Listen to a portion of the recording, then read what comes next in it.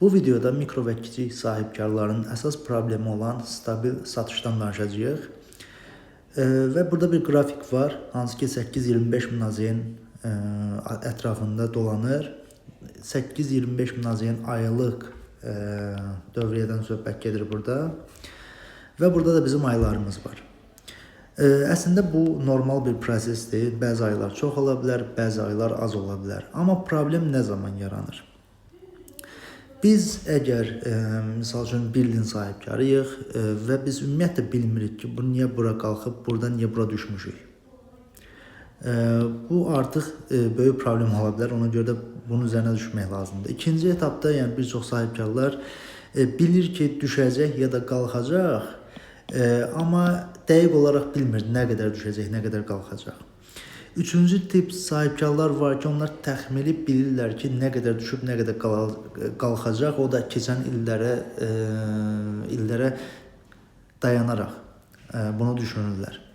Və bu şəxslər növbəti etapda həmişə bu sualı özlərinə verə bilirlər. Verirlər ki, biz necə bunu kontrol edə bilərik? Misal üçün, suallardan biri odur ki, bu sualın arxasınca gələn suallar sezonda yetəri qədər satırıqmı? Yəni biz tutalım ki, sezon vaxtıdır, hər şey əladır, 15 min AZN-lik satmışıq. Bu bizim, misal üçün, biz bunun 22 min AZN-lik kapasitəmiz var, amma 15 minlik satmışıq. İndi bu yaxşıdır yoxsa pisdir? Və yaxud da ki, tutalım ki, sezon yoxdur. Ümumiyyətlə bunu artıra bilərikmi? Və yaxud da ki, ümumiyyətlə necə artıra bilərik? Yəni artım deyəndə nəyi nəzərdə tuturuq? Proqnozu necə düzgün verə bilərik? Proqnozu verdikdən sonra hədəfi necə qoya bilərik? Yəni realistik bir hədəf qoymaq lazımdır ki, bu ay bu qədər satmalıyıq, düzdürmü? Bunun üçün ilkin addım mütləq şəkildə müştəri databaza sistemidir. Sizin yəni əsas gücünüz nə qədər müştəri ilə işləmisiniz, nə qədər böyük bazanız var, bunlardan daha çox asılıdır. Və əgər yoxdursa mütləq şəkildə qurulmalıdır, varsa yenilənməlidir. Yenilənməlidir deyəndə nəyi nəzərdə tuturam? Misal üçün, tutalım ki, ad, soyad, nömrə, doğum tarixi var, amma yanına yazılmalıdır ki, hansı məhsullar sizdən alır? Neçə AZN-lik ödənişlər eləyir? Bir range tutalım ki, bu uyğun olan biznes var, uyğun olmayan biznes var. Yəni hər bir biznesin öz belə deyim, ehtiyacları var. Burada da daimi analiz gedəndə bunu həmişə yeniləyə bilirik və ortaya bir strategiya da çıxarırıq. Misal üçün maşın yağının dəyişməsi, yəni bu müəyyən müddətdən bir həmin müştəri gəlib sizdə maşının yağını dəyişməlidir, düzdürmü? Və yaxud da ki, bal satırsınız. Bunun bitmə vaxtı var və siz yenə onu təklif edə bilərsiniz. Siz bilirsiniz ki, tutalım ki, noyabrda satdığınız adamların nə qədərinin həmin o balı qutaracaq, tutalım ki. Və yaxud da ki, salon işlədirsiniz, bilirsiniz ki, bu adam nə qədər vaxtdan bir müddət şəkildə gəlməlidir.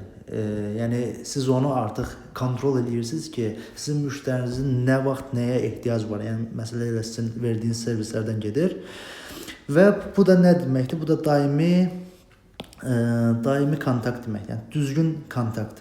Yəni adama boş mesajlar yox da, yəni endirim öz yerində bütün müştərilərinizə göndərə bilərsiniz. Amma onların ehtiyacına uyğun olaraq göndərdiyiniz halda siz bilirsiniz ki, növbəti aylarda sizi nə gözləyir, neçə dənə müştərini siz gözləyirsiniz. Düzdürmü? Və artıq bunu kontrol edə bilirsiniz, proqnoz verə bilirsiniz. Çox vaxt problem aşağı-yuxarıda olmaq deyil də, gözləntinin burada olub buraya düşməyidir və yaxud da ki, burada olub burada olmağıdır. Biri xoşdur, biri mənfidir, amma fərqi yoxdur. Yəni hər ikisi bir qeyri-məlumdur və qeyri-məlum axır əvvəl zərər vura bilir. Bunun üçün biz sizə nə edə bilərik? Bizə yazın, 30 dəqiqəlik konsultasiya eləyək, sizə uyğun sistemi quraq, toplu mesaj proqramını sizə verək. Sistem deyəndə burada çox qəliz bir şeyə ehtiyac yoxdur, bu adi bir Excel fayl da ola bilər. Amma bəzi bizneslər ola bilər ki, onların daha çoxuna ehtiyacı var, daha geniş versiyada olan CRM sistemlərə ehtiyacı ola bilər. Amma yenə də ən sadədən başlayaraq etap-etap inkişaf etdirmək lazımdır və bunların qiyməti də yəni çox deyil və bu yavaş-yavaş inkişaf edən bir sistemdir. Uğurlar olsun.